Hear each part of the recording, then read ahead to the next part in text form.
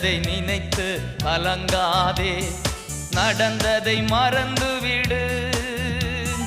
கர்த்தர் புதியன செய்திடுவார், இன்றே நீ காண்பார், இன்றே நீ காண்பார். கலங்கிடவே வேண்டாம், கலங்கிடவே வேண்டாம். இயேசு கைவிட மாட்டார், இயேசு கைவிட மாட்டார்.